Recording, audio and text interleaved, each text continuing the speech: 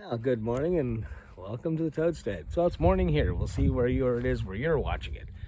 Yeah, we're over here at our old chicken coop. I call it the old one because hopefully it's going to be replaced soon. But kind of here to talk about the feed thing. Now, of course, I, like everybody else, have heard all kinds of conspiracy theories and all that stuff about the feed. So I'm just going to walk around a little bit and tell you what happened with us. As you can see, we've got barred rocks, and except for the rooster who's hiding back there, he's part barred rock and part something else. We just like him, so we decided to keep him. Do we need a rooster? Yeah. We've done the hatch out thing, and we want to keep the option. And we like him. He's got a good disposition. Talks a lot. If you watch any of my other videos, sometimes you hear him talking a little bit too much.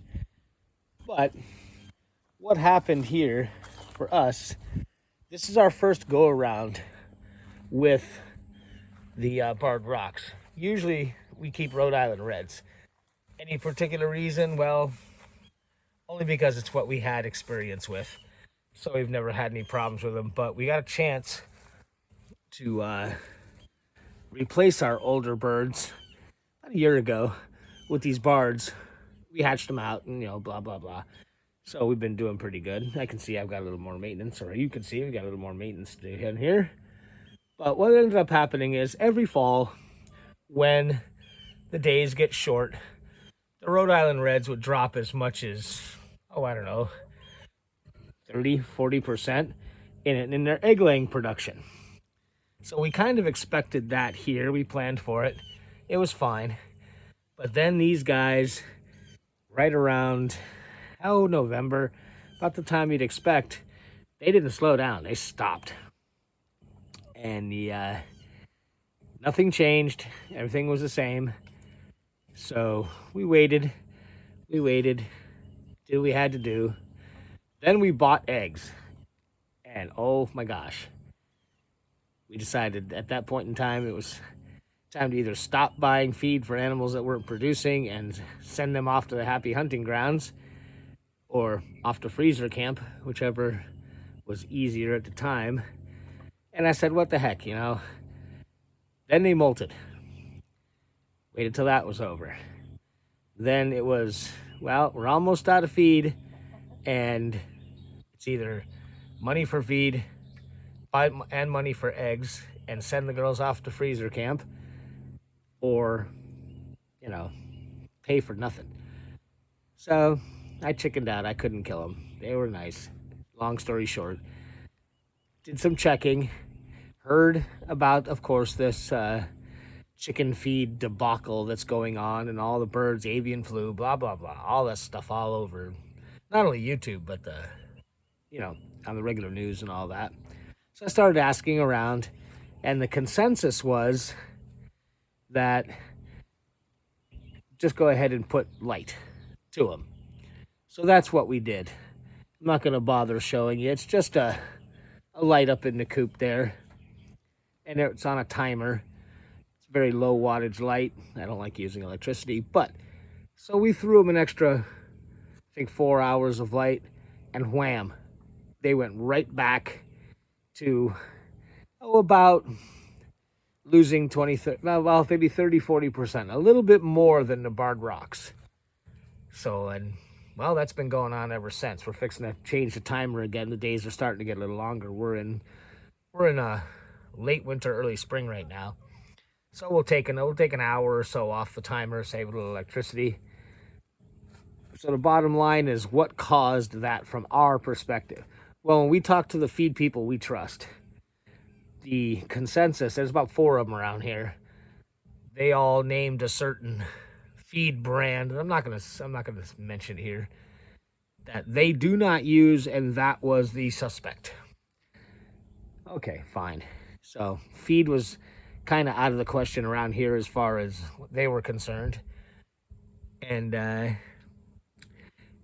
we just decided that either there was some kind of full-blown problem that didn't affect us, or maybe the barred rocks just lay a little less when the sun goes away. And today, shorter days. So for right now, we're just running the light bulb, and eventually we'll, probably not this year because I'm not going to go through all the trouble, but it just so happens that this chicken coop faces very south on this roof. And we're no stranger to solar. Anybody who watches the channel knows that.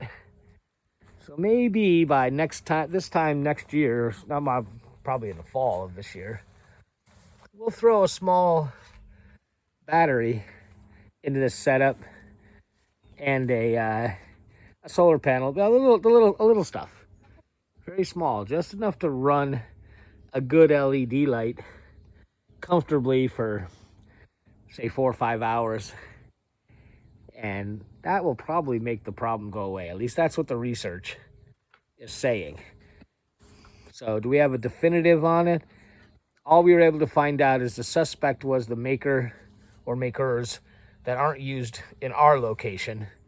We're in South Central Mississippi, and our feed is created more locally. We buy in bulk. As you saw around here,